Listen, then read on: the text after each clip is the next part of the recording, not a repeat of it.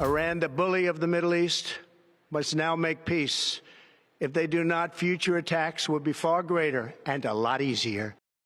We're on top of breaking news on WFMY News 2 at 11. President Donald Trump says the U.S. attacked Iran, striking 3 nuclear facilities. According to Trump, Iran's key nuclear enrichment facilities have now been completely and totally obliterated. The biggest strike was in Fordo, which international experts believe was the key to Iran's nuclear program. Before the attack, Iran had pledged to retaliate if the U.S. joined the Israeli assault, which began with airstrikes 8 days ago. Now, just hours after the news spread about the attack, President Donald Trump addressed the nation. He spoke for 3 minutes. Here's a look at the first part of his speech. A short time ago, the U.S. military carried out massive precision strikes on the 3 key nuclear facilities in the Iranian regime, Fordo, Natanz, and Esfahan. Everybody heard those names for years as they built this horribly destructive enterprise. Our objective was the destruction of Iran's nuclear enrichment capacity and a stop to the nuclear threat posed by the world's #1 state sponsor of terror. Tonight, I can report to the world that the strikes were a spectacular military success. Earlier in the night, Trump posted on Truth Social saying the planes in the attack are on their way home.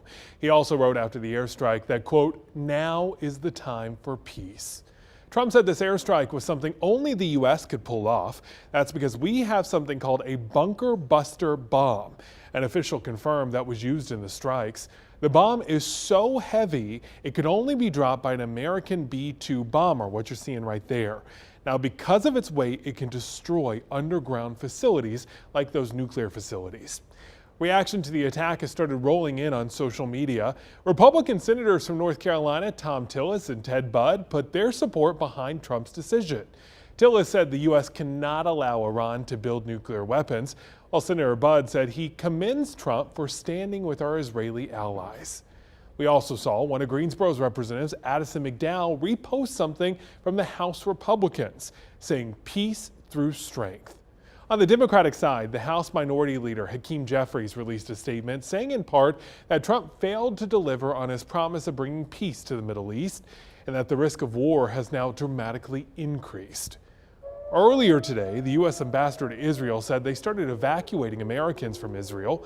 The U.S. State Department also placed Israel under a level 4 travel advisory, telling Americans not to travel there because of, quote, armed conflict, terrorism, and civil unrest. Israel's major airport is currently closed, and several commercial airlines have paused flights from Israel to the U.S. We're going to continue to follow these developments during this newscast and beyond. You can find everything we know right now up on our website, WFMYnews2.com.